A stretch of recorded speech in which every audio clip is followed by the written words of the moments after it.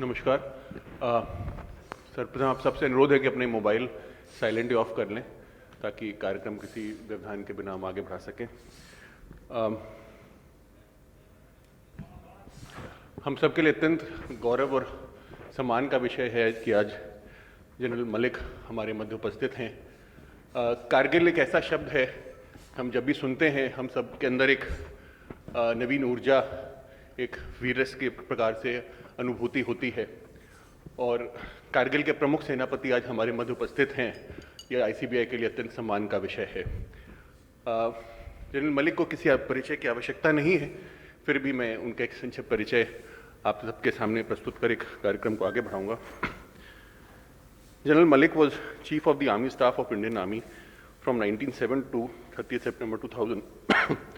During this tenure, he was also Chairman, Chief of for 2 years.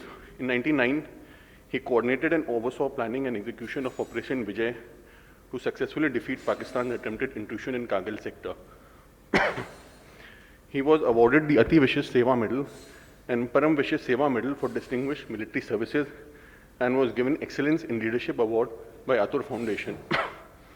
Post-retirement, he was nominated as a member of the National Security Advisory Board for 2 terms and became founder of the Observer Research Foundation.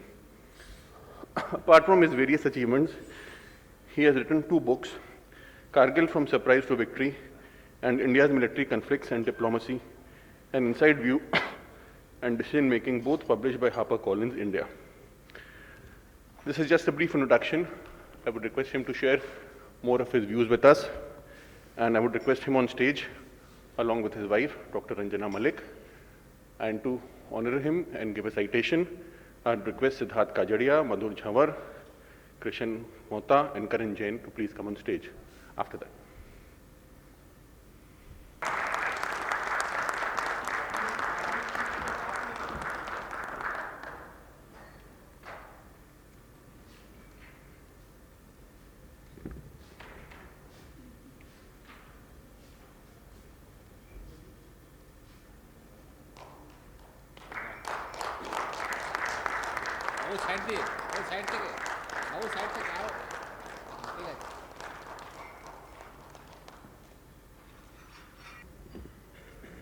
I would request General Malik to please remain seated on the stage, and I would request Sidharth to please conduct the program. And before we start, we'll have a short audio visual on General Malik.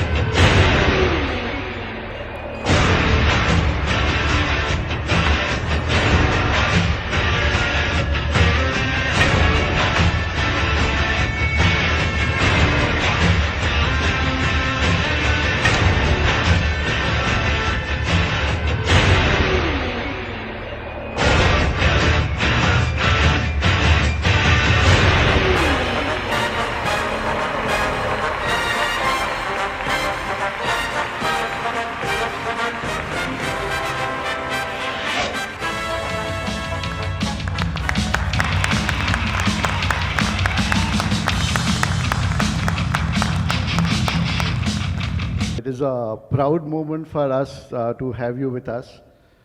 Before we begin, can we all stand up and can we have a round of applause for General V P Malik, the Chief of Indian Army during the Kargil War.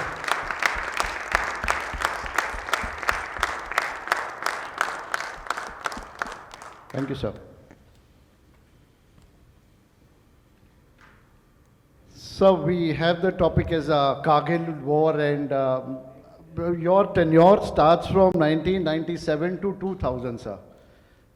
During that period, we have at least 3 major events happening in your tenure.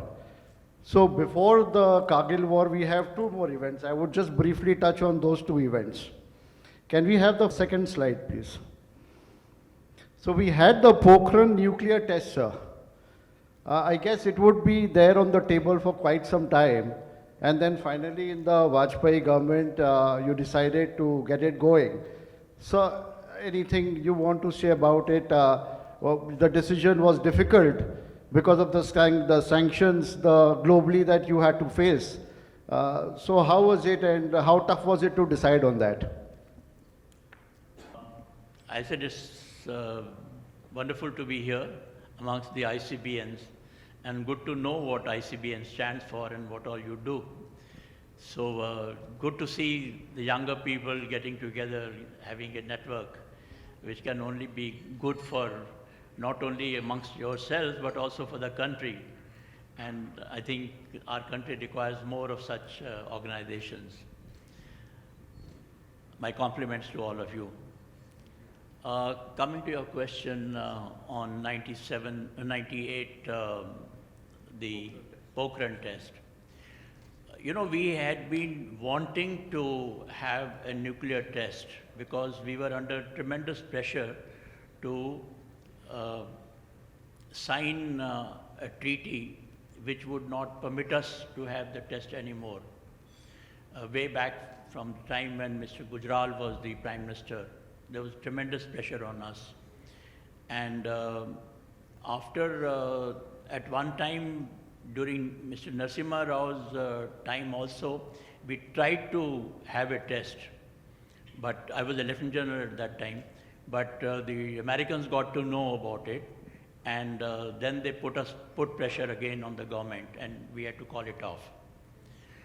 Now, as far as the armed forces are concerned, I think this is an important statement that I wish to make is, we were keen to have nuclear weapons from the time when China carried out its own test in 1964, and then in early 90s, I would say 94, 95, we got to know through good intelligence sources that Pakistan was just one screw away from being able to make their own atom bombs. So we were wanting the government that we should have a weapon of this nature, because the only deterrent against a nuclear weapon is a nuclear weapon itself. And that has been proven since the time the first nuclear bomb was exploded over Japan. So fortunately for us, when Vajpayee government came into power, so they decided that they will go through this test. First time, I think their government didn't last, but we were quite clear that it is part of their agenda and they will probably have the test. While the preparation was more on the DRDO front and on the Atomic Energy Commission on their front, that time Dr. Abdul Kalam was the head of DRDO, and Mr. Chitambran was chairman of the Atomic Energy Commission. And so they were started preparing again, and I knew that the preparation is going on. But formally, me and my other colleagues, Navy, and we got to know that we will have a test done on 11th of May, I think about 4 or 5 days earlier. We were called separately by the Prime Minister. We were told that, look, this is what is going to be, and the date and the time was fixed. So those tests were carried out. As you all would have known, we called it Operation Shakti. And I have described that also in my book, second book, Operation Shakti, as to it's mentioned there. So at the moment, I would say that we all felt, people in uniform, we all felt that it was necessary for us to have that capability. And we did it. There were challenges while doing it. The Americans, fortunately, didn't get to know this time. So we were able to go through the tests. And as you would have also noticed, that soon after we carried out test. Pakistan also carried out this test within 15 days. So the information that we had that Pakistan was now capable of making so that proved to be correct. Right, sir. Thank you, sir. So, sir, are you implying that Vajpayee government was a strong government to get it carried, sir? Yeah, that's true. Okay. Sir, I got to know that because of the sanctions imposed later due to the Pokhran nuclear test, you could not attend your daughter's wedding. Is that true, sir? Yeah, that's a fact. I don't know how you managed to dig out that. I was to go to, my daughter was getting married in USA in the month of June. And I was to go to UK, and from there I was to take leave and to go to USA. And because of the sanctions, and you know, particularly USA, they completely broke relationship with us. And there was no question of my being able to go in any capacity, official, unofficial, etc. And it would have been awkward for me to go there. Also, I felt that the government also, you know, would not have liked that under those circumstances. So I didn't go, but my wife went. She attended that wedding. This goes to show the mental strength that you all have. Amazing, sir. So going to the next slide, slide 3. That is, this one is the Lahore declaration, sir. Mr. Vajpayee was invited and he took the bus ride to Lahore. And I guess, was it a blunder, would you say?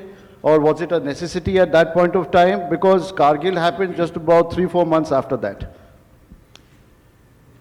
Look, I would put Mr. Vajpayee amongst so many of our prime ministers who have all tried to make friends with Pakistan.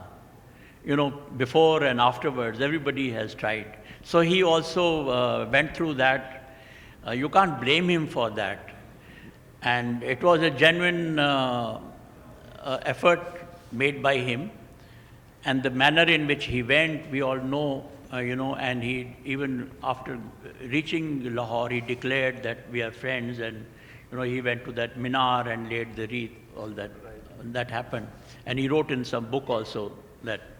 And both the prime ministers as well as the foreign secretaries of the two government, they signed this Lahore agreement. Now, primarily, it was because both countries were under tremendous pressure from the international community because of the nuclear tests that we had carried out. And both countries had become rogue nations at that time. And I think both prime ministers at that time realized that, look, we cannot afford to continue with our conflict. We had to give up. We have to now face the international community as more responsible people rather than being called as a rogue nation. So to that extent, I would say that was the right step that they took. And I saw the draft before these people went and signed it in Lahore. We had also added in that one sentence that we will not interfere in each other's internal affairs. That is part of that agreement signed by the two defense secretaries, foreign secretaries. And again, there were many clauses in that about the nuclear tests, that we will not carry out any more nuclear tests. We'll keep each other informed on the nuclear strategies and, you know, whatever information that is required. The whole purpose was that we should not get into a war situation. But then there is one other area where most of our politicians have failed, is that they have not been able to assess who is ruling the Pakistan government. It's never their politician, it is always the military.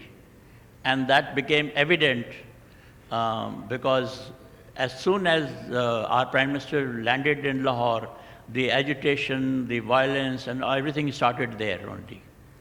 And there also, as well as in India, so the Pakistani military, and under them the ISI, they were not happy about it. So they carried out this thing, and ultimately, as you know, within a period of about 2.5 months, we had the Kargil War. Right, sir. The Kargil War, sir, I guess you have a PPT for us, so we would all love to see that for the Kargil War. Certainly.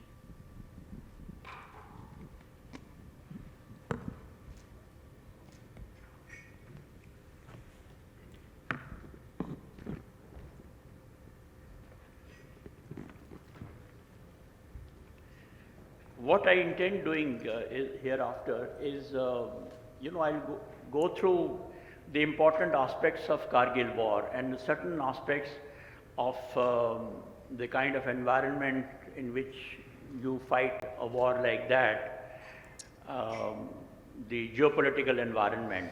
There will be a few lessons on leadership also in that, both at the senior level as well as junior level. And thereafter, I'll touch upon the present geopolitical situation in China, Afghanistan and Pakistan as requested by your colleagues on that. And thereafter, we'll have question answers. So you are free to ask any questions and I'll try and answer those. Now, I've titled this as Leadership in VUCA Environment. And VUCA is a word which has now been taught to the military definitely, but even amongst the management courses in USA. And it stands for Volatility, Uncertainty, Complex and Ambiguous Environment. So it is not that the armed forces have to function in VUCA environment. Today, I feel that even the business also has to function in VUCA environment. Suddenly things change, whether it is because of the political situation or because of pandemic situation. You saw what happened last 2 years, what we have gone through, and everybody is keeping fingers crossed even today. So I've just mentioned that VUCA environment in which I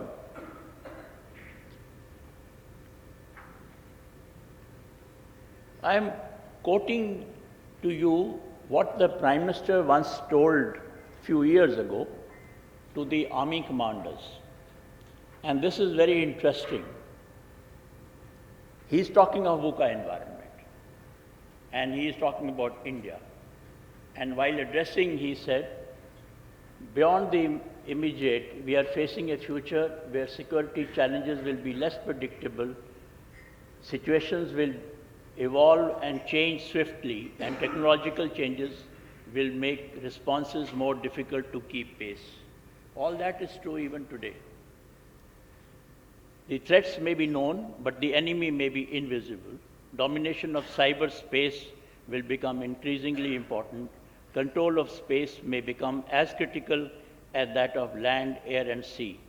Full-scale wars may become rare, but force will remain an instrument of deterrence and influencing behavior and the duration of conflicts, which will be shorter.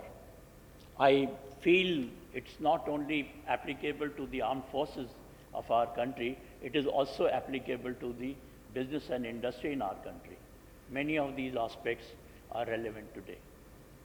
So this is the kind of environment in which we are all, whether we are in the armed forces or we are in now, what are the reasons I have tried to put it less predictable environment? Globalization, we all understand, much faster, greater interaction impacts, China a new global power, and therefore more security challenges that everyone is facing, not just India, but even other countries. Disruptive technological changes, if you can disrupt something, that person is the winner, whether it is the armed forces or it is the business also today. Higher consumption of natural resources, more and more we are digging out of the earth whatever material is available. Rising socio-political aspirations and management of expectations, obvious, everybody wants to do well and have a better quality of life. Quality of political leadership and governance in different parts of the country or in the world. I don't think I need to explain that. You know what is happening in Punjab, Haryana, and within our own country or outside also. Political leadership, some places it gives you a lot of confidence, but there are other places where it doesn't give you confidence at all. Okay, this is important. I believe whether it is war or business, in both, people and technology are the core concern. Both are important, but I also believe that technology, more than technology, it is the human resource, human capital, which is important.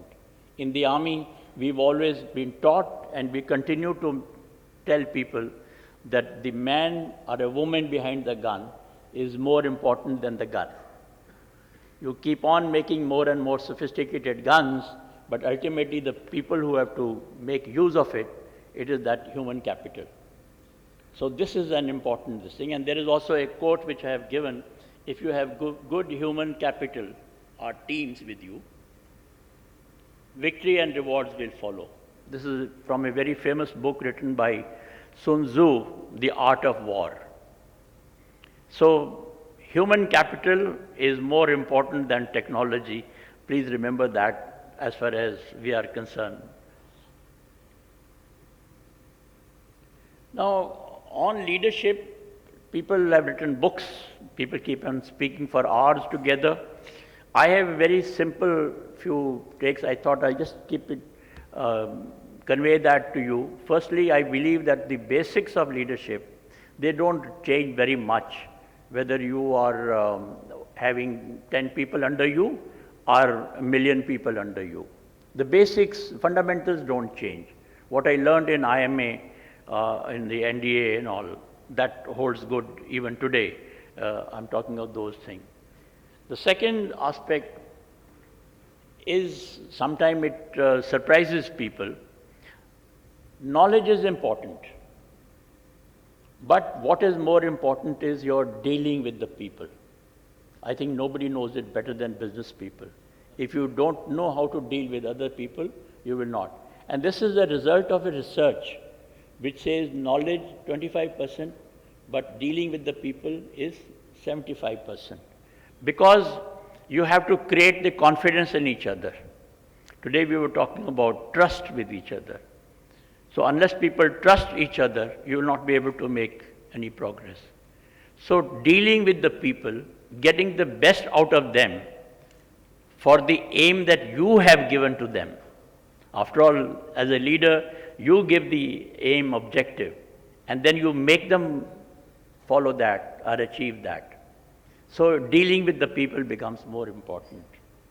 The third, there are a lot of leadership traits, as you would have all known, and you would have everything. But I think the most important trait is the character. And character is something which your subordinates will get to know very soon. What kind of a character my boss has and my leader has. So integrity, sincerity, these things, they're all together when it comes to character. And one should worry as far as the character is concerned. In my own experience, if a youngster made a mistake, talking about his character, I would probably forgive him once. The middleman I would give him small punishment. But if a senior person, I found his character lacking, I'll just throw him out. That has been my experience in the armed forces, and even outside, I would say. So that is the character trait. The fourth thing I would mention, leadership stands for hope. Everybody looks up to the leader, which is how it should be. And quite often, you will also find that in your team, new leaders crop up. So there is a relationship between the challenges and the leadership. Leadership tackles challenges. A leader never says no to a challenge. And challenges produce some leaders also. So there is that symbiotic relationship between challenge and leadership. As a leader, you can't afford to give it up. You have to find a way of how to do it. And the last bit that I want to mention, this is again my own personal experience. I believe leadership means hard work. Nobody can deny that. I don't believe that leaders are born. We have seen many people who are born in a particular family and yet they cannot carry out the, stuff. I'm not going to talk about political parties, but generally you all understand that. So it's the hard work, it is the opportunity that they get, or you all get, and then you make use of that opportunity. With that you gain experience, and that is how you go ahead.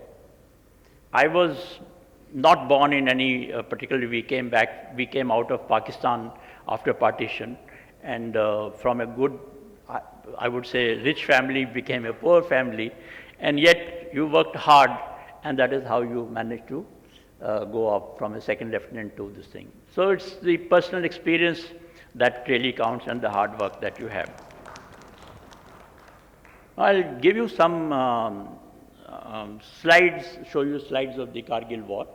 Firstly, it was a tri-service war. It's not Army only, but Army, Navy, and Air Force. All three of us, we took part.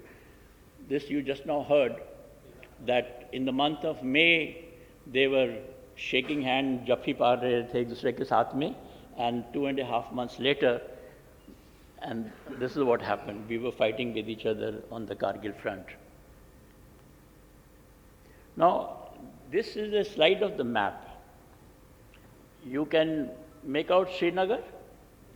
On the left side is Islamabad, Rawalpindi, and the line, this POK stands for Pakistan Occupied Kashmir. The purple line is the line of control. It's not with China, it's with Pakistan. And the yellow line is called actual ground position line in Siachen sector, because Siachen problem came up in 1984 later. So, we call it differently.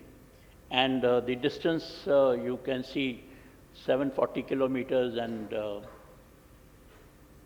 this, I hope the map is clear and you know the places and all. And this is what they did in the month of end of April. They started infiltrating people in small numbers, but much more in the month of May that they came.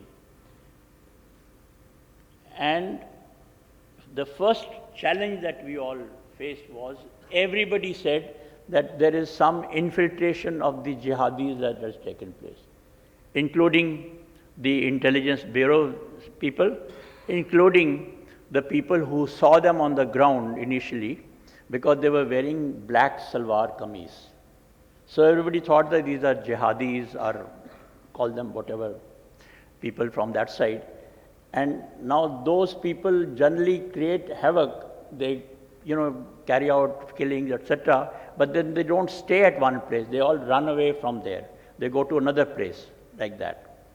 So for quite some time, we had a problem of who are they. And the IB and even our military intelligence, they were all saying, no sir, they are not army people, they are the jihadis. Now you don't wage a war against, you don't declare a war against jihadis and all. We have not been doing it, as you know. So that was our first challenge, to identify.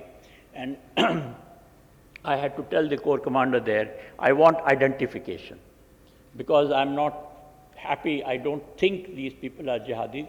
They are not running away, they are sitting at place. And they are also getting artillery support.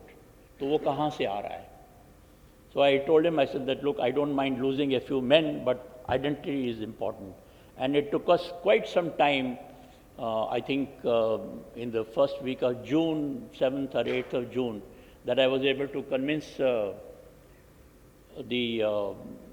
cabinet that these are Pakistan Army regulars, and therefore we need total free hand on this, for this thing. Don't we? Thank you. And so that was, and the war was never declared as such, although we were given the freedom that, look, you go ahead and do what you think it's right. But that was our big challenge that initially we had. Now, these are photographs of the places where we fought. Actual photograph of Siachen sector.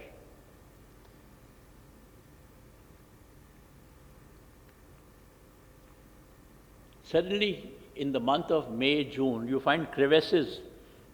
1 week you go there, there were no crevice. And you go after about 7 days, you find suddenly there is a crevice, and a lot of people get buried in those things.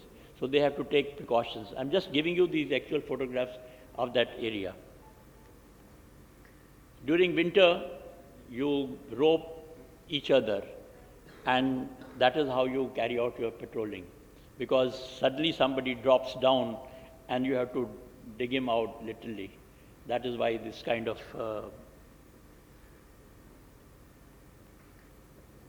some of these helipads that we create, these are, you would say,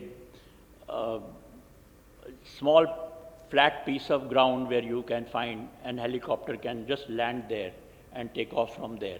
And incidentally, in those areas, the helicopter carries 1/4 of their normal load because of the altitude. You know, at that altitude, you can't carry the full load, so they carry a small load only.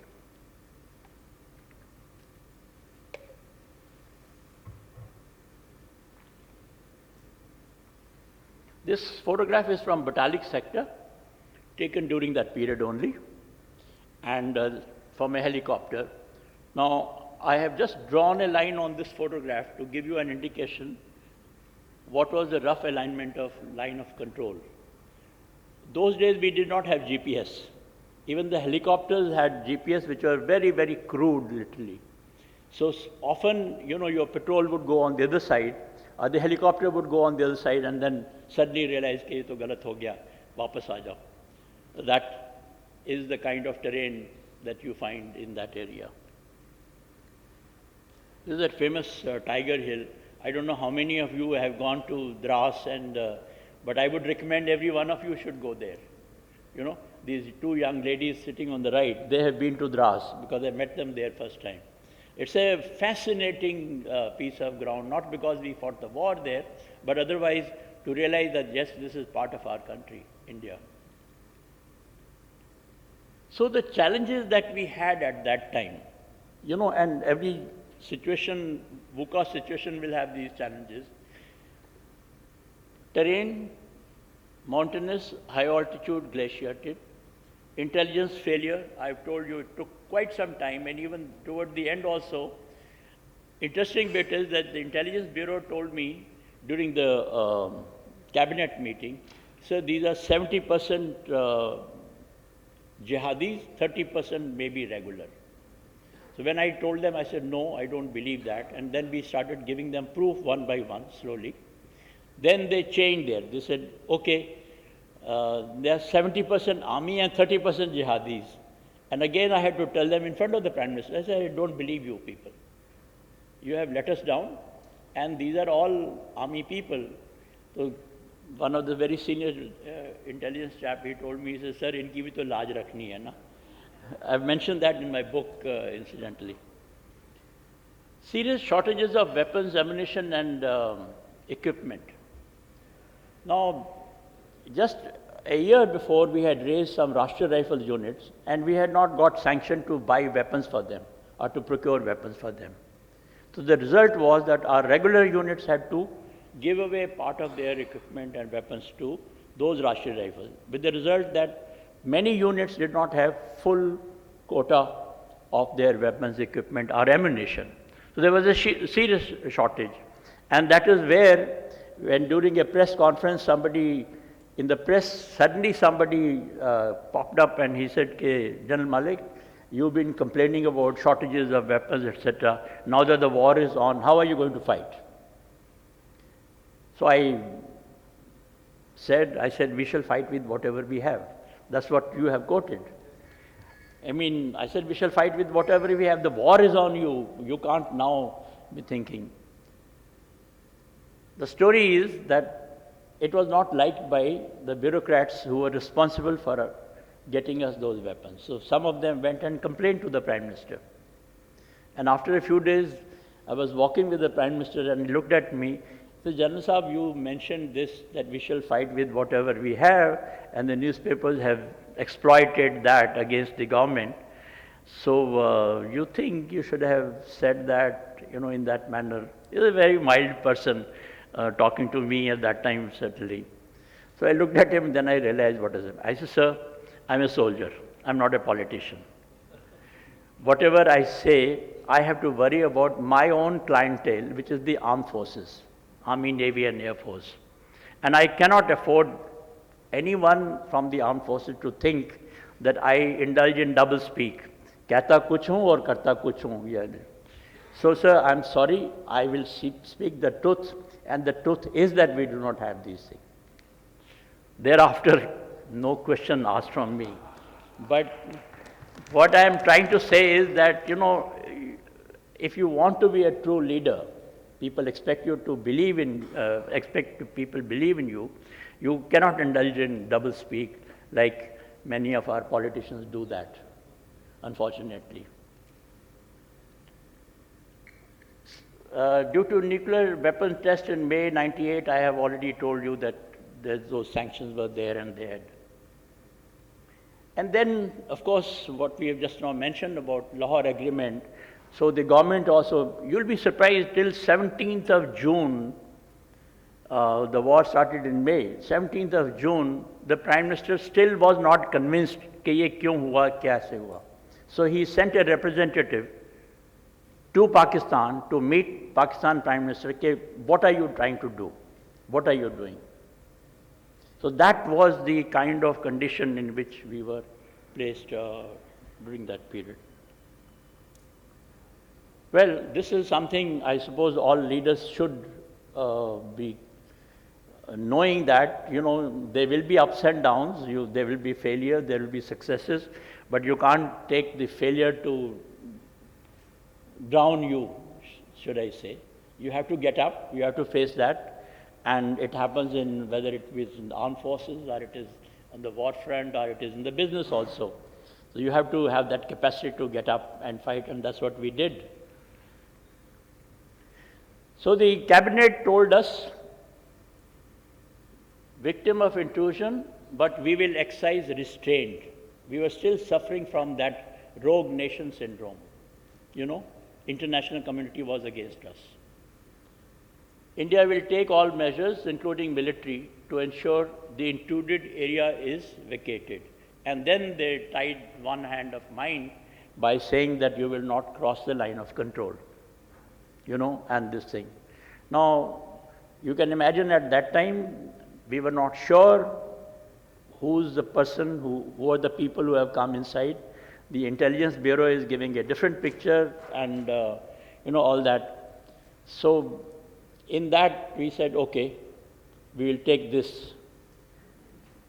And, but then the Prime Minister started saying that I have told the armed forces not to cross the line of control in public, which is what second time he said in Chennai on the 2nd or 3rd of June. He came back, I said, sir, please don't make that statement again. I was quite firm. So he looked at me, he says, "Kyun? Kya baat hai?" I said, sir, we are trying to now undo whatever has happened. This is what you have said. We will try and undo that in Kargil. But suppose we cannot undo that in Kargil. It's a very difficult area. Then I have no alternative except to cross the line of control somewhere. And our international border. What happened in '65, if some of you would remember that. So he kept quiet. He didn't say anything. We just kept walking. The NSA, National Security Advisor, Brijesh Mishra, was with us. In the evening, Mr. Brijesh Mishra went to a TV station, and there he said, not crossing the line of control, our international border holds good today. We don't know about tomorrow. And that was not only said in public, but that was also told to the Americans and the Europeans that, look, don't think that we will not cross the line of control, our international border if it. And it put everybody under pressure, particularly the US. And I know that Brijesh Mishra was speaking to them also. So that is what, and this is what we had done in our military strategy, the Army, Navy and Air Force. The military strategy that we formed was based on this: create strategic imbalance for Pakistan and reduce pressure on Kargil.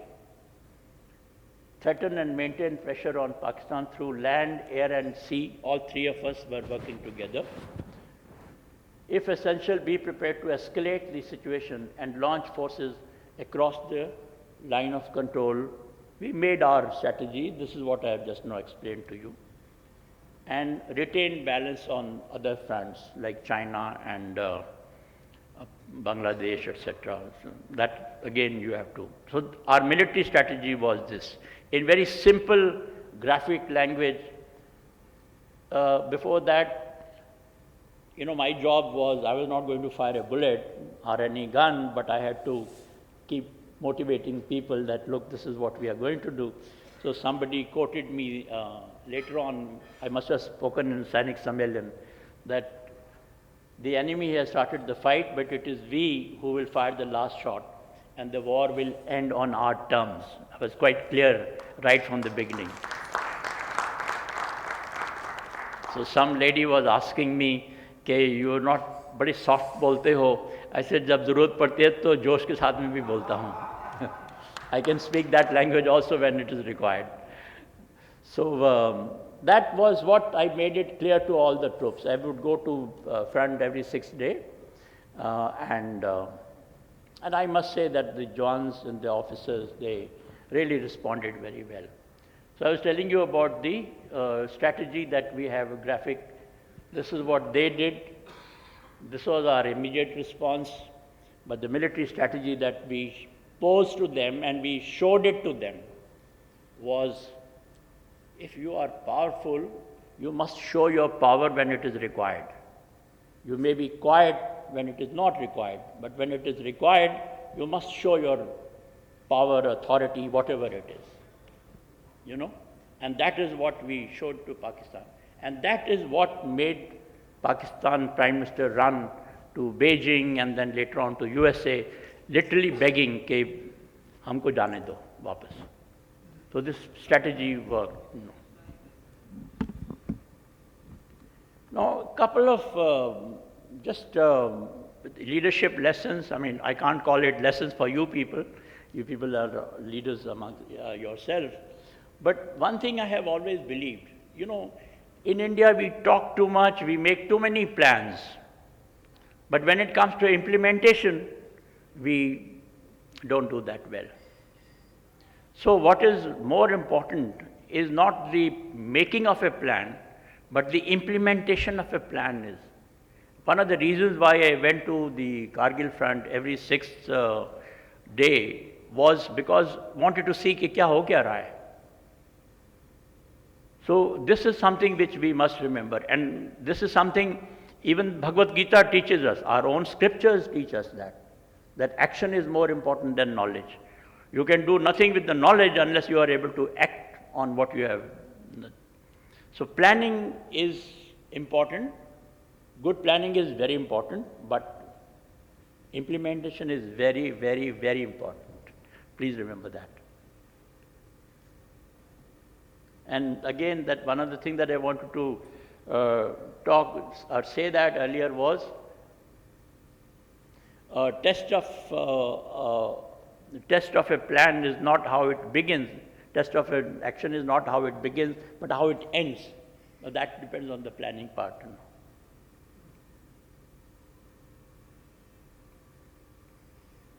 Yeah, this is where test of a policy is how it ends, not how it begins. Again, I think all of us must realize we can do our planning, we can do our, strategizing in the offices, but people who get you the money, get you the results are those on the front lines. Whether it is business or it is war. It is the frontline soldier, your salesmen, your marketing people, they are the ones who will get you the revenue that you are looking for. So they always will become more important. So even despite the technology that we have, you can have video sessions and you can have, speaking on the WhatsApp or this thing.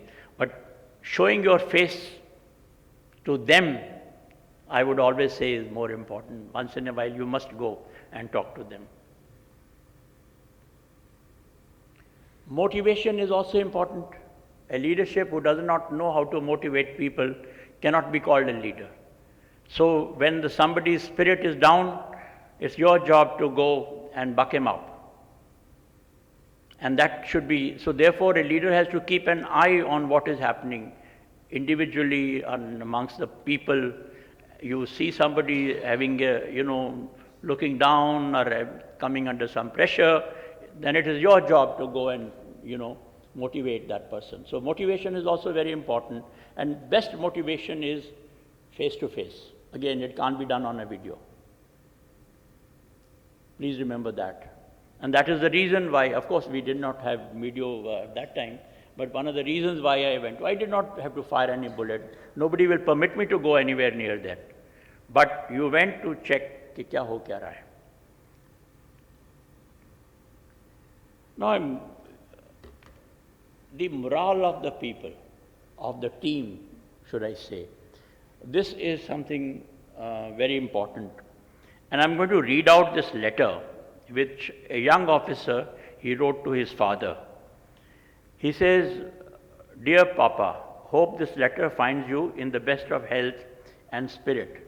Thanks for your letter and card dated 14th June. The father had sent a card to him wishing him success in whatever he was doing. So it was that. We must understand that he would also be, he's talking about his brother, and he had mentioned the brother's location, so the censor had blackened that out because, in our, we have censors in our forward areas. They won't let you give away the information. We must understand that he would also be quite busy preparing for their share of the game. We are also already getting ready for our next task.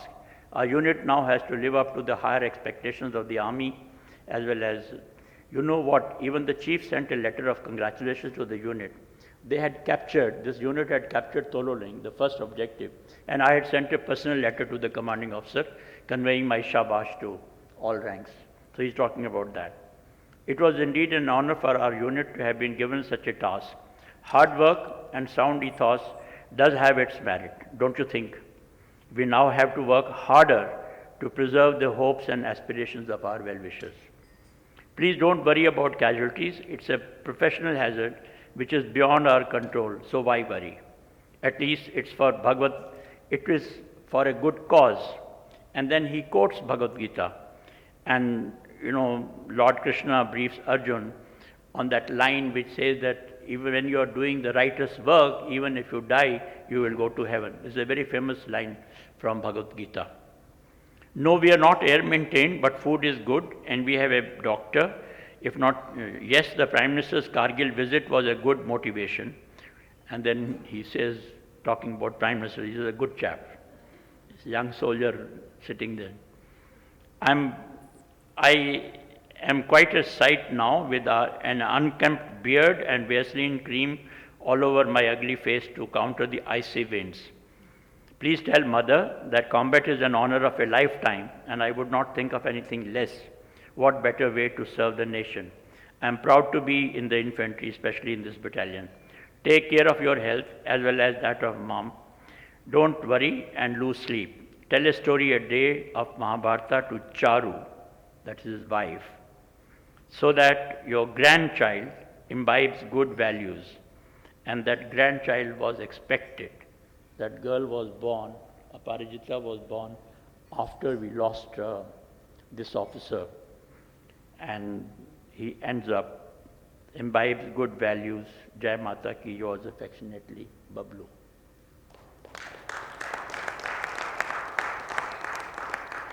Young officer, wife is expecting the first child. That is the spirit of our officers who are fighting that war. There was no way we could not have lost that war. We had to win that war when you have people like that in the team.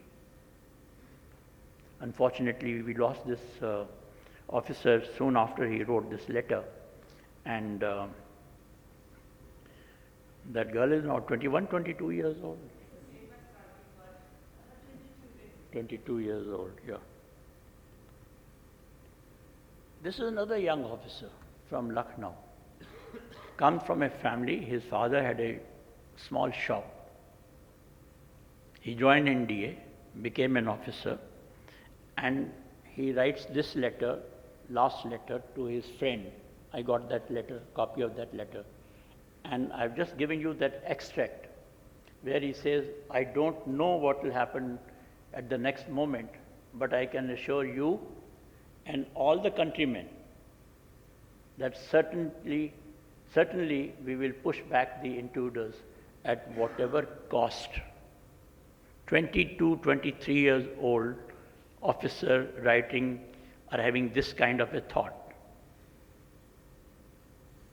This is the kind of motivation which we are capable of building amongst our teams. Everyone, it's not, I mean, they're all Indian. Boy, I told you that, the kind of families within the country.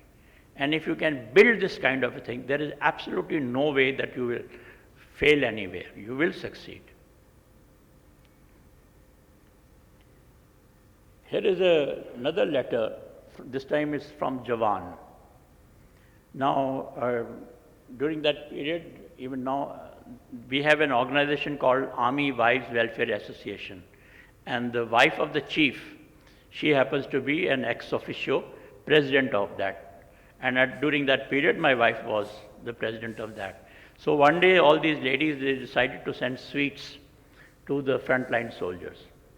So we had a large number of sweet boxes packed with their messages sent to the soldiers. When they were delivered, so one of the soldiers, he writes, now he doesn't know कि आवा का मतलब क्या है, Army Wives Welfare Association, they don't know that much. So he says, आदरणीय, my dear आवा, आपके प्रिय सैनिक भाइयों की तरफ से नमस्कार। हम भारत माता की सीमा पर राजी खुशी से रहते हुए ईश्वर से आपको खुश रहने की कामनाएं करते हैं। हम यहाँ पर देश की रक्षा कर रहे हैं। हमें आपकी भेजी हुई आवा की मिठाई मिली। हमने और हमारे सैनिक भाइयों ने मिठाई खाई। मिठाई खाते हुए हमें काफ़ी जोश आता है कि आप इसी प्रकार मिठाई भेजते रहो तो हम लाहौर तो क्या इस्लामाबाद भी पहुंच जाएंगे। आप लोग निर्भय होकर रहो, हम आपकी व अपने देश की रक्षा करेंगे जब तक हम लाइन ऑफ कंट्रोल क्रॉस नहीं कर देते। that was one of the motivation given to them that we will have to cross the line of control. So he's talking of that. तब तक हम चैन की सांस नहीं ले पाएंगे। हम उनको ऐसा सबक सिखलाएंगे कि उनको सपने में भी याद आएगा कि इंडिया व इंडियन आर्मी क्या चीज़ है। भाइयों व बहनों, तुम खुश रहो, हमारी तरफ से तुम्हारी खुशी रहने की कामनाएं करते हैं। आपको पत्र मिलता है तो पत्र में पूरा एड्रेस देना।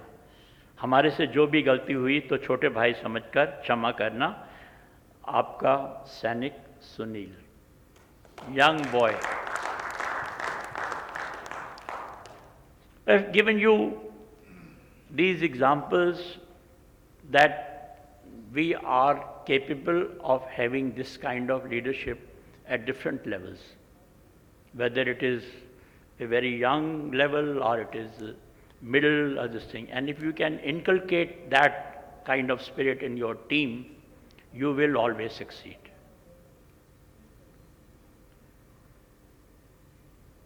Yeah, I also needed motivation sometimes, So I found that in South Block in Delhi, I would only come across long faces, not only of the politicians, but even of the bureaucrats and my own colleagues sometimes, कि क्या होगा, what you think that we'll be able to. Of course, there was that uncertainty and we were on an adverse situation.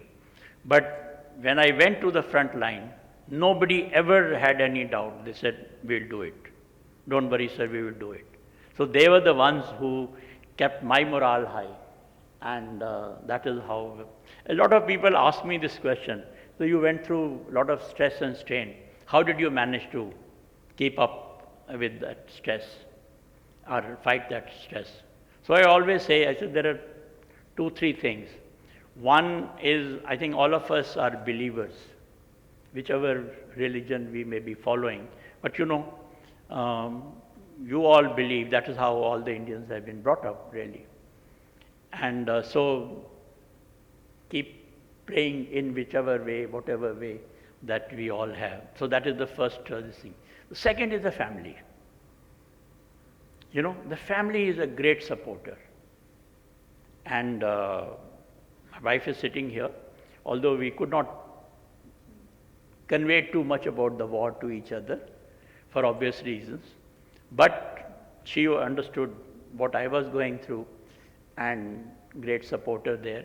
My two children were also, wherever they were, they would also be here. So the second is a family. We tend to occasionally forget that, you know. They are a great help during the stress. And the third is the people who are working with you. I just mentioned to you, they can also be your morale booster. So that, I say that this is how I overcame all the stress and strain for about 2 months or so, 2.5 months really.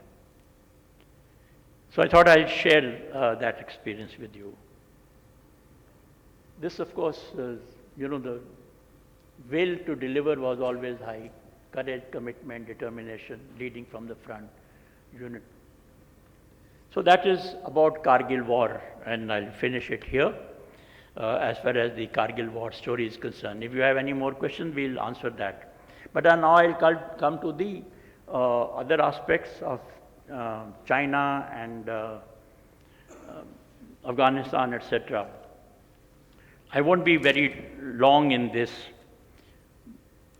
China is something which we have read wrongly, right from 1949 when China became independent.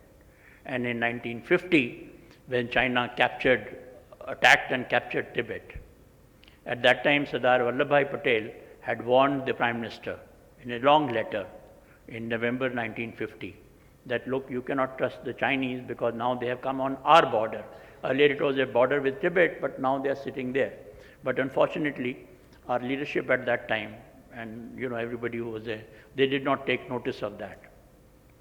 So, and we continued to misread China.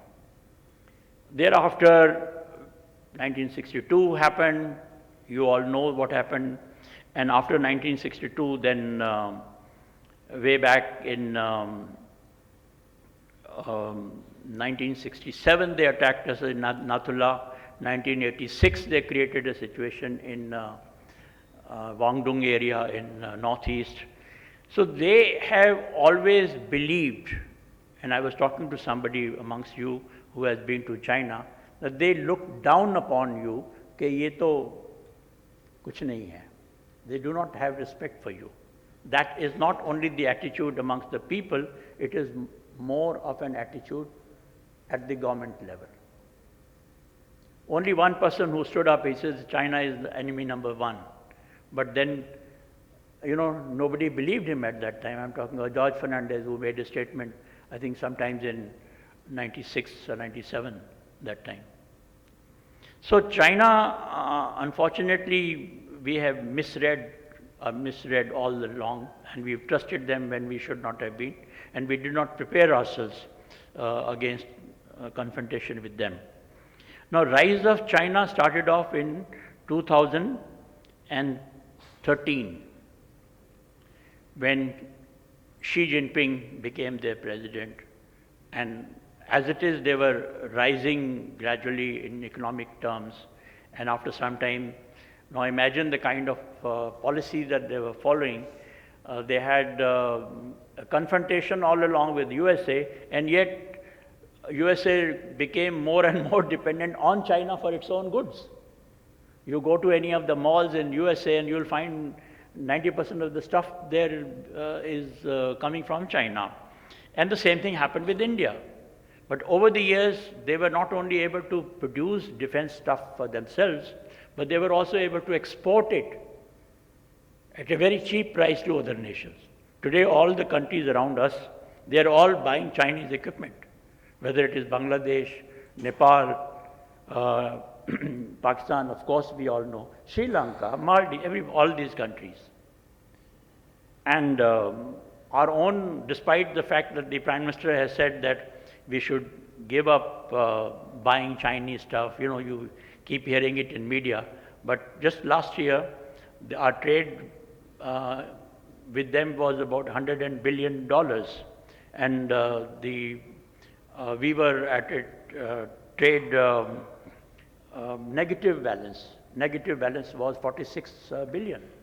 This is the kind of trade that we are doing now, although we accept them as an adversary. So that is the problem. And then when Xi Jinping came, he made a statement, he called it China Dream. Now what China Dream meant at that time, 2013, that when China was Middle Kingdom, you know, they still call themselves Middle Kingdom, the Middle Kingdom of the whole world. That time, all the countries or all the areas which were under Middle Kingdom or who were tributaries, giving tribute to the Middle Kingdom, they all will be taken back. And now that includes Taiwan, of course. That also includes in India, Nepal, Ladakh, Northeast. And so many other countries, you know, whether it is Vietnam or it is Myanmar or it is, you know, Cambodia, etc., and even Central Asia. And well, unfortunately for us, Xi Jinping has now been given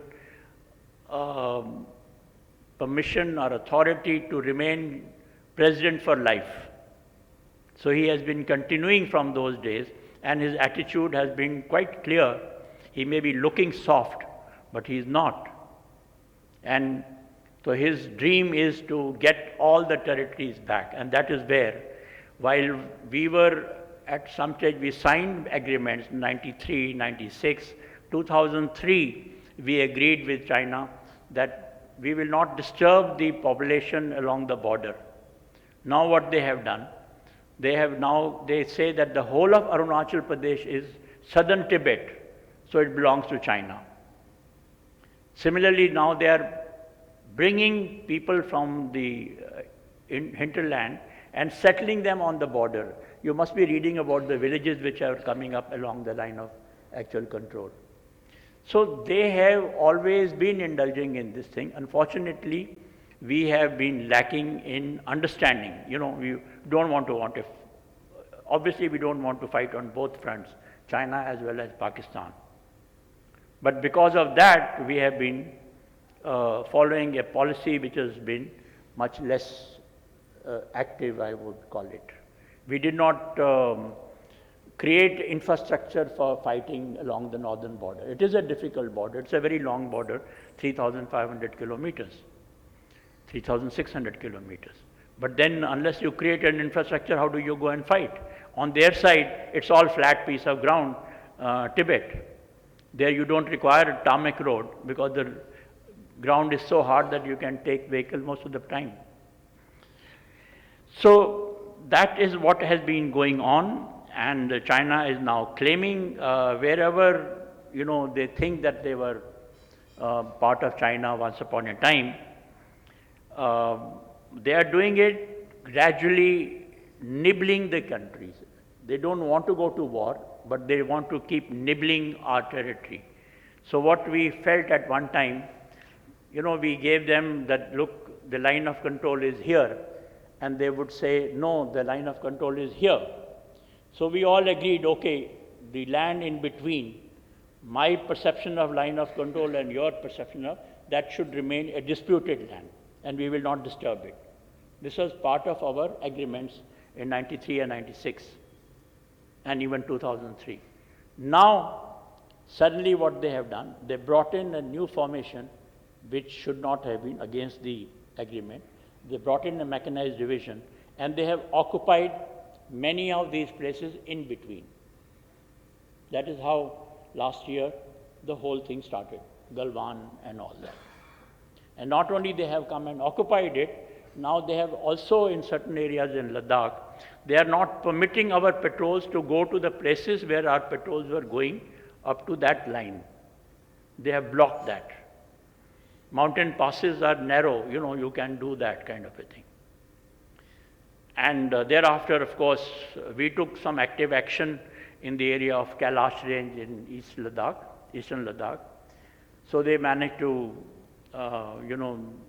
make some kind of a partial understanding that, okay, you vacate this area and we will vacate this area and all. But the problem has not been resolved. The problem continues.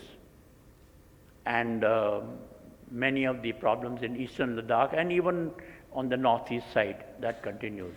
While now the Indian government is suddenly, woken up and they are now creating infrastructure. At the moment, we have almost 60,000 troops posted in eastern Ladakh. Similarly, they have the same kind of troops. Now, all I would say at this time, technologically they are ahead of us. They have certain advantage as far as technology is concerned and infrastructure in that area. They can bring their forces. They got railway lines, they got pipelines and all coming all the way from China to Tibet. But having seen them myself, there are two places where we have the advantage. Firstly, our troops are better trained for high altitude mountain warfare. And our troops are more spirited. Those have become slightly softies now because of the money that they all have got into. So human resource wise, I have more confidence in our troops.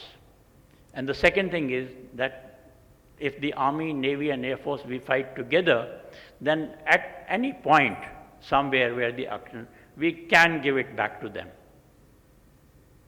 We may find it difficult to fight along the 3,600 kilometers war, and I don't think they want it either. They also don't want it.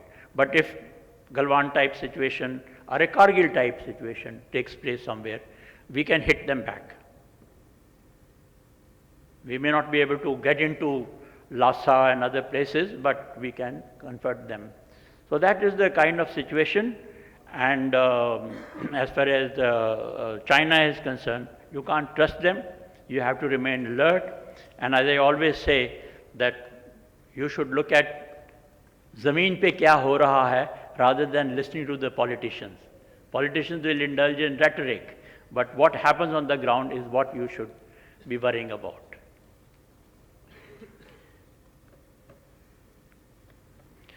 So the present face-off may look tactical, but I think the major problem is we have to make China change its attitude towards India. They shouldn't think that we are an easy meat. And unless you change that, they will continue to put you under pressure. So we have to do that. And how do we do that is that give them a clear message that you hit us and we will hit you back also. And of course, we should also not be so dependent on them, whether it is semiconductors or all kinds of things that we keep on importing from them in our business. We should check economic side, the foreign relations side. We are now we are becoming part of various organizations that have come up in the recent days, whether it is Japan, Australia, India, and Southeast Asia, or the AUKUS, which has come up recently. We are supporting those. So that one way is to have friendly people who can be with you in case of an emergency, and the other is to your own our consumption, that we have to check that, we have to control that, be able to hit them economically to the extent it is possible. I think that is what we need to, and for that you require, the most important thing is a robust political will. Unless you have that, if you start conceding ground to them, they will continue to. That is the strategic problem. It's not so much tactical, but making sure that these people don't think that they can take us for a ride all along. Afghanistan, I just would like to say that at the moment, what has happened is not in our interest. It is obviously doesn't bode well for India, but for the time being, I think even for Afghanistan and Pakistan also situation is not so good. Afghanistan, they have all kinds of shuras fighting amongst each other. You may think that there is a Taliban government, but within the Taliban government, they are fighting with each other. And there is that Quetta Shura, and there is that Northwest, these Haqqanis, they are having this thing, whom we call Rawalpindi Shura. But it's not very clear as to who is ruling. At the moment, Haqqanis are ruling, but there is a lot of infighting taking place. And as you know, the killings and the assassination and the treatment of women and children and all that kind of situation continues. Even Pakistan is worried because now their intelligence here is worried that agar wahan se the radicalization that comes from Taliban, if it comes to Pakistan, to kya hoga Pakistan mein? Just a few days ago, you would have also heard, 2 days ago, in Sialkot, they killed a Sri Lankan man on blasphemy. Usko maar diya, wahin par hi. And they burnt his body. So that is the kind of worry now the people are, Pakistani intelligence here, English papers in particular, they are talking about it. And otherwise also Pakistan is in such a mess itself, economically, socially, all that. So people are, it's not a good happening that is happening. We may think that Pakistan has got control over Afghanistan. They do not have that kind of a control, and I don't know how long it will last. Afghanistan also has never agreed with Pakistan on Durand line, you know, between Afghanistan and, so that has not been recognized by the Afghans and all. So the situation is uncertain. It is not so good because Haqqanis and other shuras, they are also helping Lashkar-e-Taiba and Jaish-e-Mohammed, and you do not know, they may send them to Kashmir to intensify militancy activity. So we have to remain alert on that. But the situation is still unfolding. We'll see kya hota hai. That is as far as Afghanistan is concerned. I don't want to talk too much. We can have, India is trying to help Afghans because that is the international call. That's how we are wanting to send 50,000 tons of wheat to them. And you know that negotiation has been going on. So people, we want to help their Afghan people, which is what we have been doing for generations. But the government, we still keeping them away from. And in the meantime, you are all having security dialogue. We are having one. The Pakistanis are also having one. On Pakistan, I'm going to just read out one small paragraph written by a Pakistani about his country. And this is in the newspaper. He says, governance in Pakistan, like the Arctic ice cap, is melting. Its fragments are collapsing into an ocean of incompetence. Sociogeologists detect signs of an irreversible change in our political climate. Many naysayers argue otherwise. The evidence, though, is hard to contradict. He is a very well-educated person whom I know personally, who wrote this in the newspaper, in the Dawn. So I just want to, this is what is happening. They are not capable of fighting with each other, with us, obviously not, but they have no alternative except to continue with this infiltration and border incident that take place, or whatever is happening in Jammu and Kashmir. I think that for some time we have to keep facing it. But I believe very strongly that in case they have any major action again on our side, we should hit them back.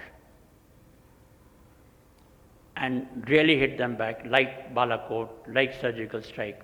They will only then learn a lesson. One Balakot is not good enough. They may require 3, 4. One surgical strike is not enough for them. We may do this thing. And we are capable of doing it. We have that capacity, we have that capability. Thank you very much.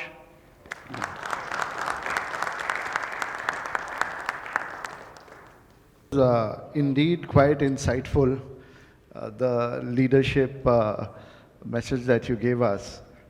And the Kargil, we didn't know much about how Kargil shaped out to be. And finally, the letter that you shared with us touched us all, I guess. Thank you so much for that, sir. There is since we are talking about Kargil, there is one hero who hasn't been much spoken about. I would like a slide on that. Akbar, ek slide chalaoge? Slide 4. So Tashi. So I guess most of us would not be knowing about him. So could you share his contribution, how important it was?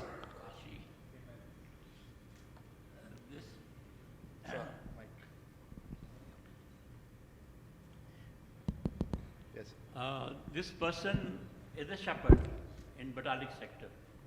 His village is closer to the line of control. And he was the first one who detected these people coming from the other side, adversary.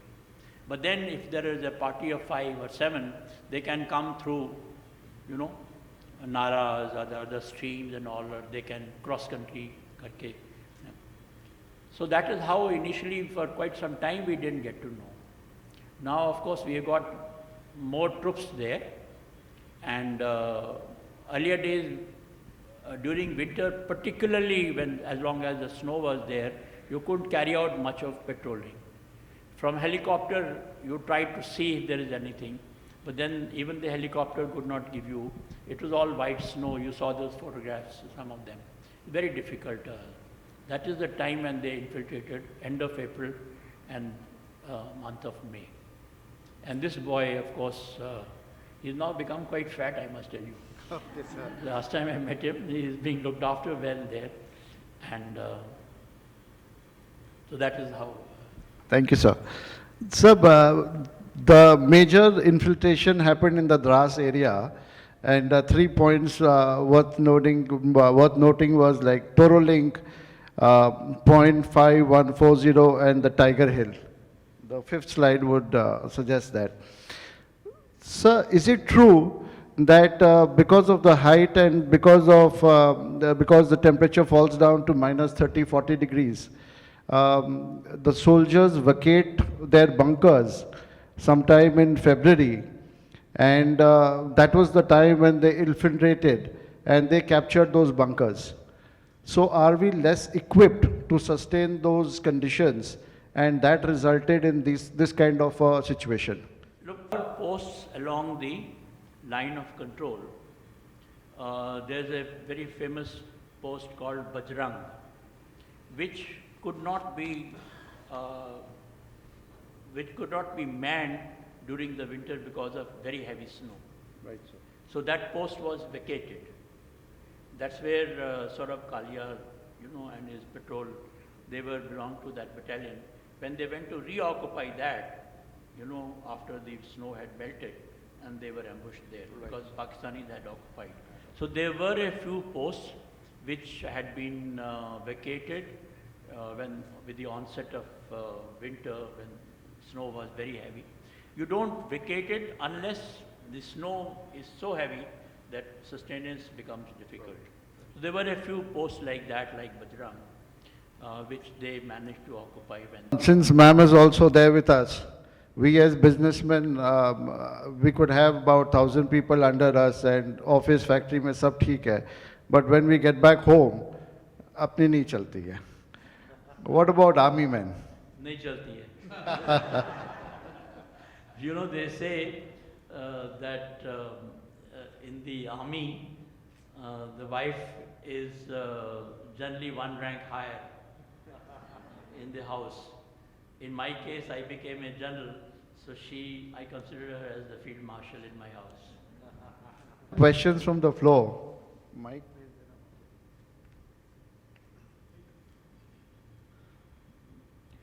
Sir, namaskar. Myself Sanjay Bhandari. Recently, I read in the newspaper that China is adding 3 lakh or 4 lakh another soldiers in their kitty. Do you think that our government should also do something like that? We cannot help but increase the density of our troops. Like I told you, Eastern Ladakh, their strength is also about 60,000 today, and so is our this thing. And we will not be able to reduce our troops unless they. So far, I would say the density has increased only in Eastern Ladakh, but gradually now they have started increasing their troops on the eastern side also, northeast India, in Arunachal Pradesh and all. And you know, there is no way, you have to keep your troops there. Otherwise, again, we cannot have that, we do not have that kind of technological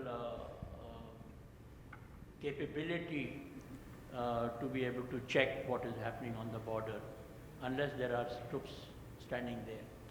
Adding to the, आपने कहा कि China के पास में बहुत ज़्यादा technology है, बहुत ज़्यादा संसाधन है.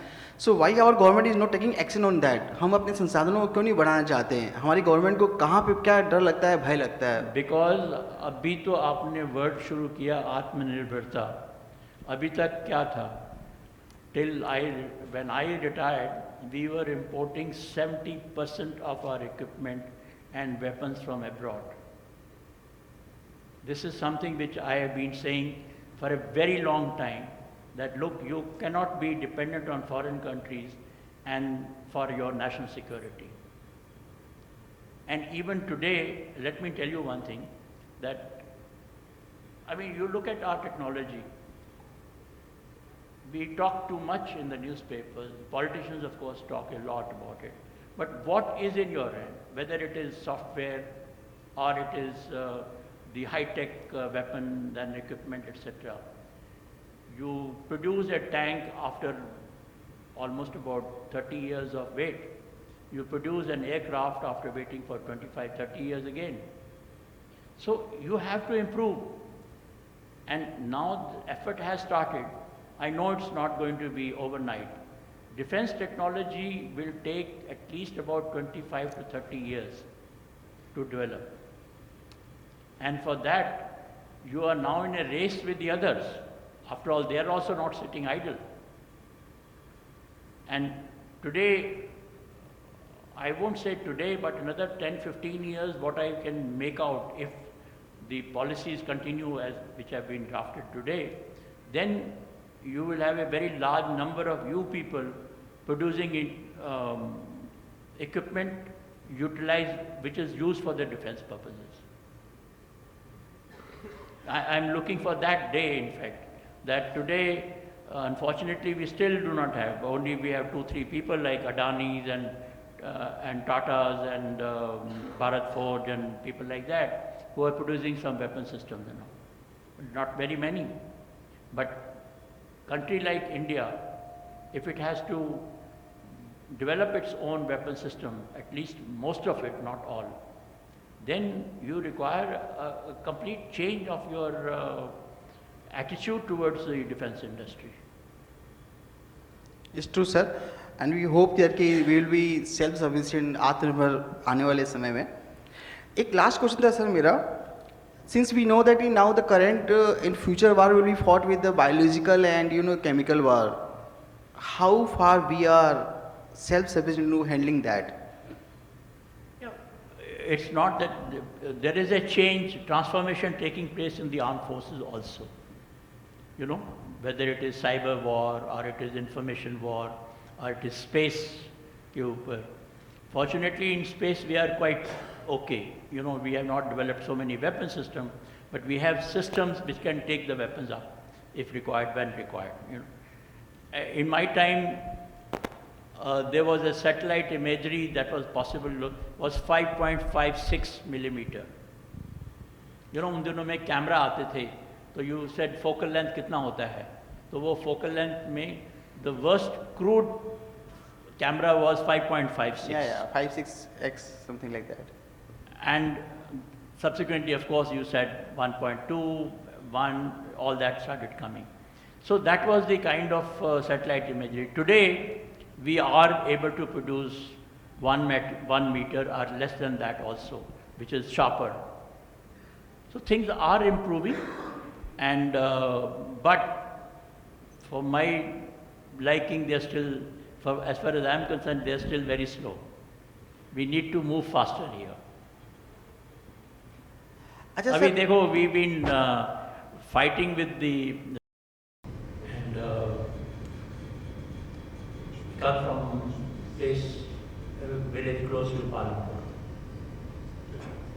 I think I just say that. Okay. So there were so many other. I'm not saying that he was one. There were so many other heroes. Today you can name a large number. I showed you some letters. You all know about Vikram Batra. You all know about some people. You may not even know the names. The book that I wrote on Kargil War, I said that this book is dedicated to people who have done good work, but somehow people did not get to know about them. वो भी होता है लड़ाई में, you know. So there were a large number of people, but since she mentioned Sudhir Balia, so. Sir, I have quite a few questions written down, but I will compile it into two parts because I know that a lot of people will have ambiguity here. Now, sir, in Kargil War, not much has been talked about, but I strongly believe that China must have supported Pakistan in more than one ways or assisted it to escalate the war in Kargil. And being so, today, if that's the truth, or if there is any truth in that, then China becomes the more bigger threat to India than Pakistan. And tomorrow, looking at the strategies of China, which you have mentioned right now in your presentation, if ever in next 7 years, during the reign of this narcissist, I would say, President China, if anything happens and the war escalates, which are the countries which will be on that side or against India? Because today we are doing international business, we are being global citizens, and we want to know that how good would be our businesses safe with those countries. Look, the first thing I want to make it very clear, I have studied international relations for a long time. It was part of my business really. When it comes to national security of particularly war situations, you cannot trust anyone. I have seen that through Kargil War. The best of these friends, they take you for a ride, whether it is sale of weapons, sale of anything. China also, incidentally, has been giving so-called support to Pakistan. Way back in 71, way back again in 99. But actually on the ground, they didn't do very much, except to show that hum bhi hain yahan par. But they did not really come to their. I'm not saying that they won't do it tomorrow. You never know. We have to be prepared for both fronts today. But ultimately, we have to strengthen ourselves. We have to become reliant, self-reliant. Yeah, international relations are good when it comes to United Nations, then these people start talking, debating in, the Ministry of External Affairs. That's their job. But when it comes to actual situation on the ground, nobody is coming to your side. Don't expect anybody. Simple. Sir नमस्ते sir, मेरे को पूछना है कि Bofors ने हमारे देश का कितना नुकसान किया? बोफोर्स का जो कांड हुआ उसने हमारी सिक्योरिटी प्रिपेयर्डनेस को कितना नुकसान किया, या क्या आज भी कर रही है? बोफर्स हमने खरीदे थे 1984 में। सर मैं मतलब जो करप्शन हुआ उसके कारण जो नुकसान हुआ उसकी बात पूछना चाहता हूँ। ये नुकसान तो हुआ क्योंकि आपने 410 बोफर्स गन खरीदी थी उस वक्त। उसके बाद में उन्होंने उस वक्त बोफर्स कंपनी ने हमको टेक्नोलॉजी भी दी थी यहाँ पर बनाने के लिए, but from 1984 till 2004 or 5 we did not touch that technology because Bofors वाली थी वो. This is what politics does to your national security. So when you are asking me that here is a gun which has been given to us with a technology कि आप इसके बाद में आप अपने आप बनाइए और उसको डेवलप करिए, हमने क्योंकि वो बोफर्स का नाम लिखा हुआ था उसके ऊपर, हमने उसको हाथ नहीं लगाया. I can't say anything more than that. तो जो उसके बाद और जो प्रोक्योरमेंट अपने देश में होनी थी, जैसे हम जो अखबार में पढ़ते हैं कि किसी ने भी कोई प्रोक्योरमेंट का डिसीजन लिया ही नहीं, और उस कारण कारगिल में हमें इतनी तकलीफ हुई. I can name a defense minister who was defense minister for almost 10 years. He did not procure anything at all because he did not trust anyone at all. Mark Antony. Okay? I mean, it's all well known. I'm not speaking something, not giving away any secrets. It's known in the people, newspapers have been writing that. So can we have one last question? I'm at your Yeah. service. Jain sir, I'm really fortunate today that I'm meeting you, and it really takes me back to 2010 when I visited these areas which were there in the slide.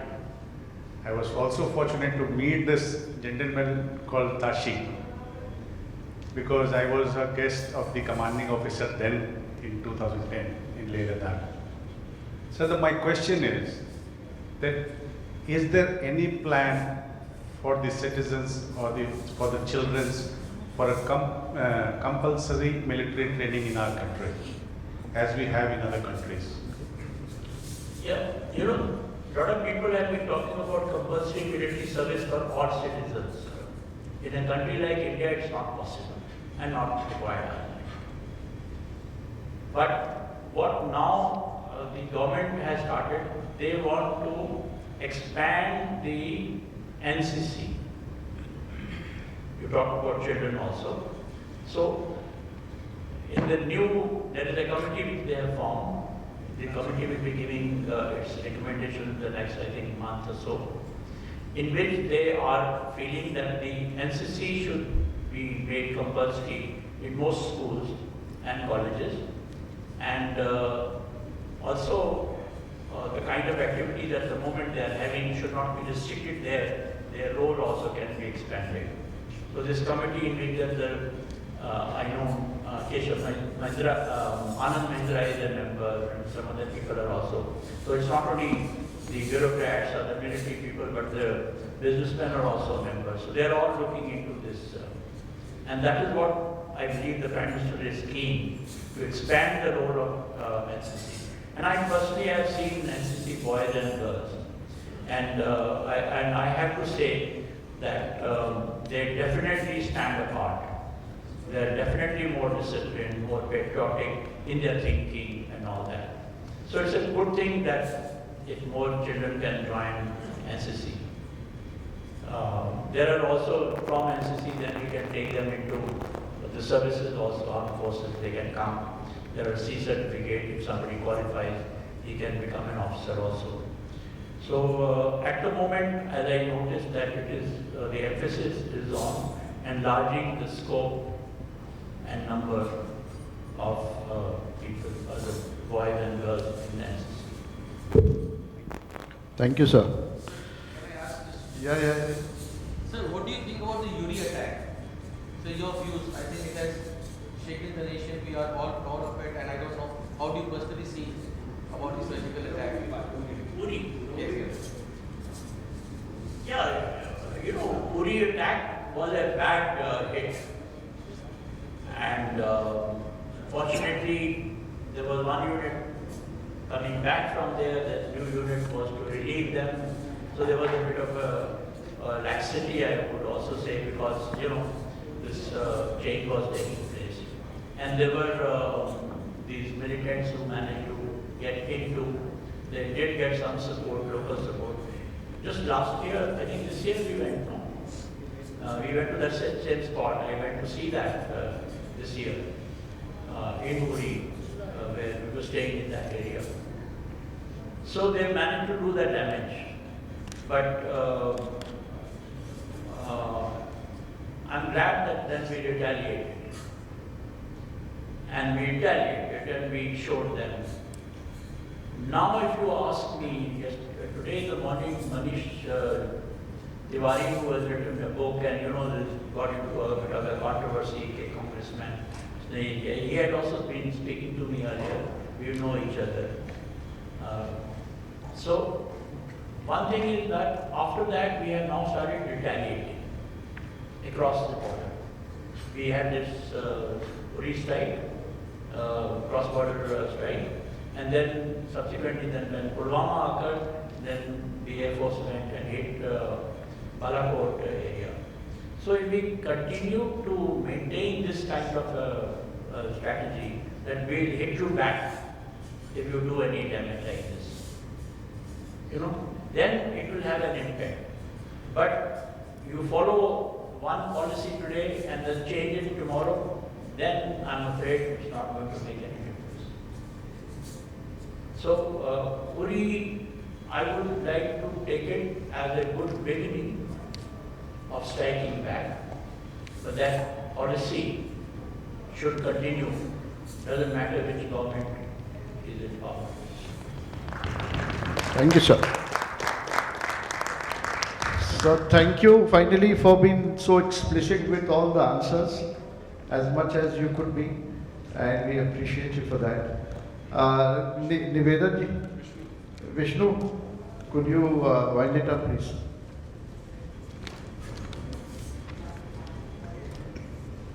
Good evening, everybody. Good evening, sir.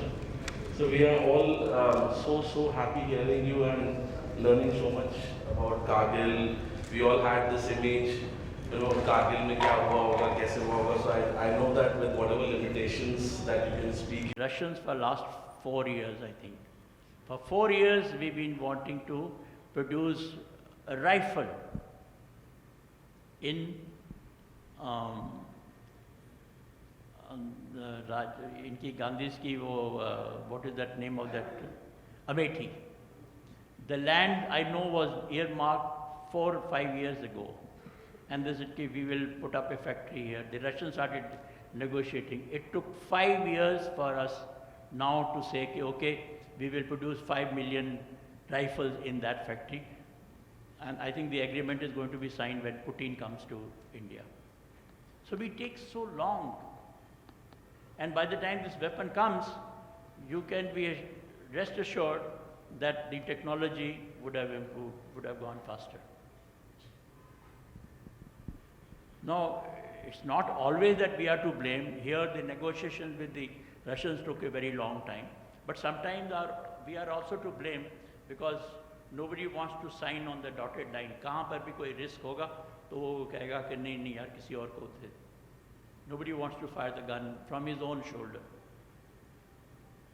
So it is a very cumbersome system that we have managed to create within the Ministry of Defense. Don't trust each other. The soldier doesn't trust the civilian officer. The civilians do not trust each other. They don't trust their minister. All kinds of things are, and that is what is delaying us all the time. I'm giving you, I'm not wanting pessimism here. It's a realistic picture. But this is a realistic picture, and that is what has delayed all these things that you are talking of. ये आपने जो कहा ना sir कि हमें एक दूसरे पे विश्वास नहीं है. What I am finding that कि current political situation में whatever the ruling party try to do better for India, opposition will object whether it's right or wrong. That is a major reason I am finding that the things are not moving fast. I don't want to get involved in politics. As far as I am concerned, all politicians from different parties, they are the same. Sir, refrain from this politics. Otherwise, once we are airing this, you will be in trouble. Thank you so much, sir. Thank you. Thank you so much, sir. Next question, please. My Aditya. question is very similar to what we were speaking about. There are two aspects of requirements in the army. One is the equipments, which the rifles and everything. One is the technology which the army should use to protect the borders. Like we have a span of 3,500 kilometers of border sharing with Pakistan. So now we are at 2021. So what technology are we using, or what do we plan to use to stop the borders? Yeah, let me talk about technology. Today, places where we expect that infiltration can take place, there we've got radars, not only in the air, but also along the ground. We have got certain night vision devices which can see at night also very clearly if there is any movement along the line of control. This thing. We got the fence, and certain places that fence has been also electrified, certain places. Then we've got the UAVs, at different levels UAVs. There is a small one which can, of course, you see them all over the place, which the units are having now. But then there is another one which can go up to about 15,000 feet. And there's another one which can go right up to 30,000 feet also. And as they go higher and higher, they've got technology to be able to penetrate through the clouds, to be able to see what is going on. So with all these devices today, you do not have to be at covering every inch of the ground. You are able to monitor things much better. So that is as far as the technology is concerned. And in certain areas like Dras and Kargil, we have also increased the number of troops since Kargil War. We created a formation, we carried out certain reorganization, and we created a corps headquarters in Leh, which was not there earlier.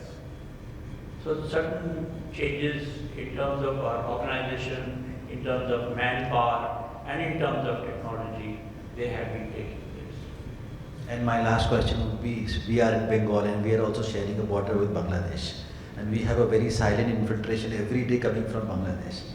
So, and the problem is they are taking up our employments. Many, if you see, especially in Bengal, the rates, the percentage of people coming in from Bangladesh is increasing day by day. So what should the army do? You know, unfortunately, this area, I've been posted here also in Kachrakara long ago in 1965. I was there that time. We were supposed to go inside East Pakistan. So certain areas I know in that area. But this border is under BSF. BSF does not come under the Ministry of Defense. They come under Ministry of Home Affairs. So we are not really responsible unless the situation gets so bad that they need our help. And partly that is the answer, and partly the political answer, which I don't want to get into. Jai Hind and good evening, sir.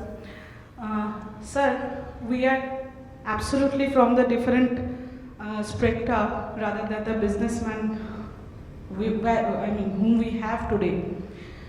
I just want to let you few stories, or at least one about one officer, Major Sudhir Kumar Walia, because wherever we are, we always go for comfort. We always go for a comfortable life. But he was an officer who, leaving a comfortable posting, went to fight the war for the nation.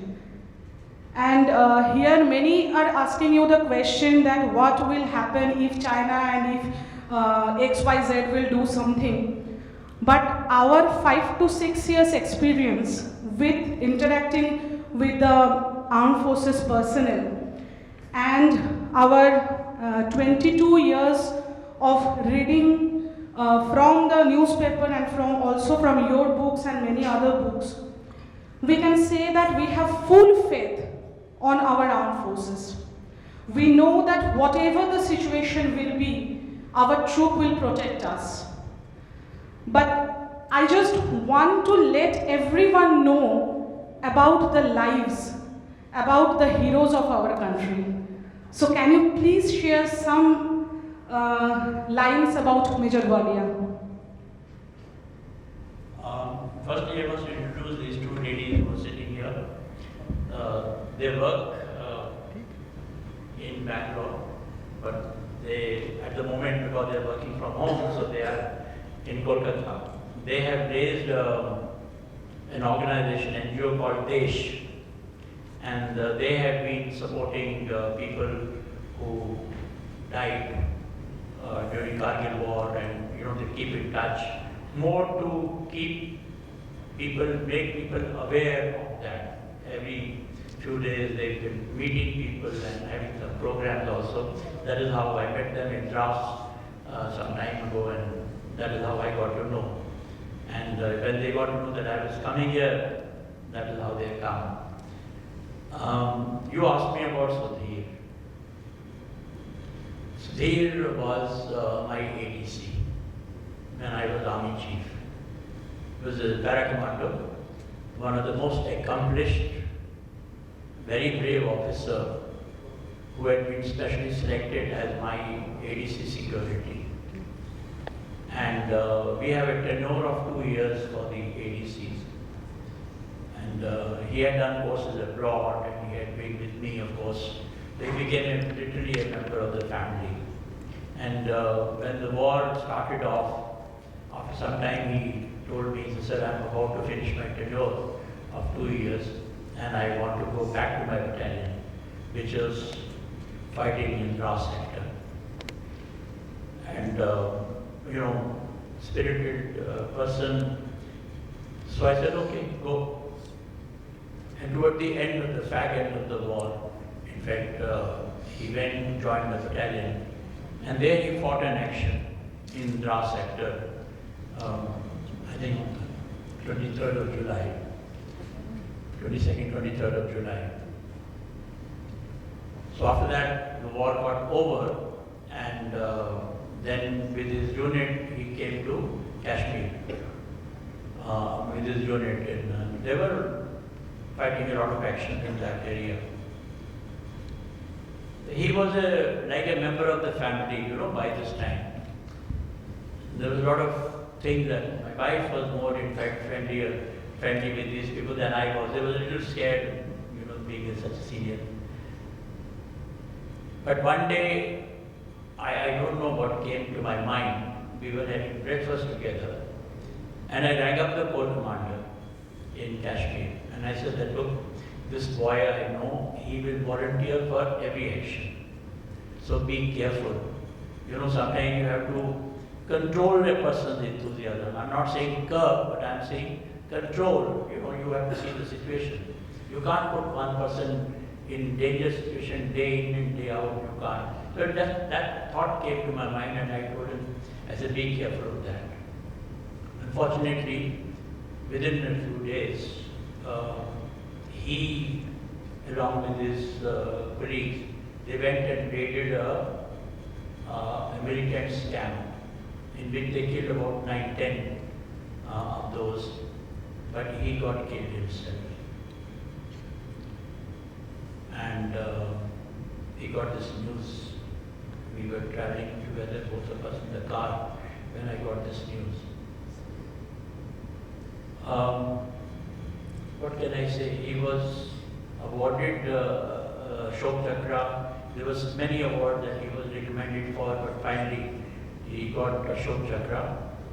And he came from a family, his father was a JCO in the army, who had retired by that time. Even now, you've given us quite an insight. And meeting the true heroes, so this is what we should, as a younger generation, know that what heroes are really. I mean, we still flock around Bollywood and Tollywood, but I think the definition of a true hero is you standing right in front of us, which needs a round of applause.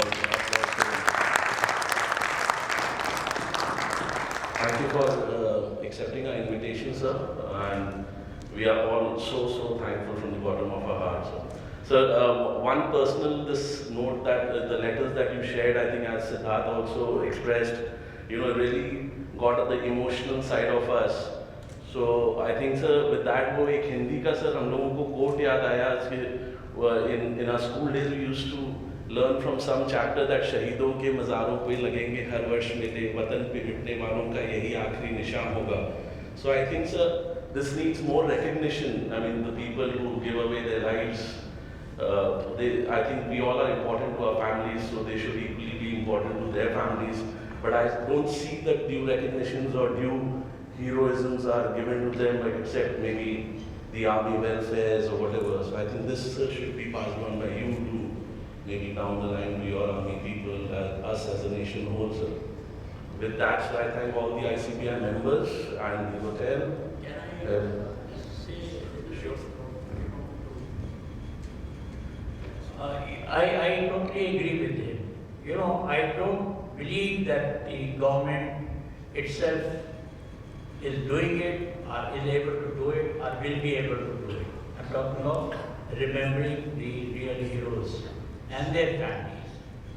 And that is one reason why these two ladies were sitting, the girls were sitting here, you know, on Desh, the kind of NGO. It's more to respect or continue to make people aware, to respect the families who have sacrificed their eternity.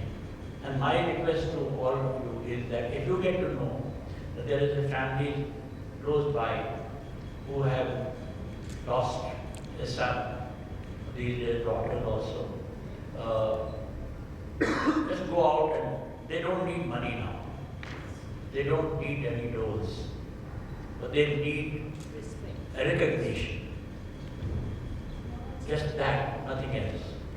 And if somebody has a sympathy, a good word to them, that look, we know that you sacrificed your son, that is a great thing that will happen. So my request to you, after what you have said, is this is how we should spread it. I am so happy that these two girls, along with their other colleague now, they have an NGO which is doing just that kind of work. I don't think they are involved in collecting money or giving money. They are not doing that. But they are making people aware of what happened. So that's my request to all of you. Thank you very much. Thank you, sir. Wait a moment.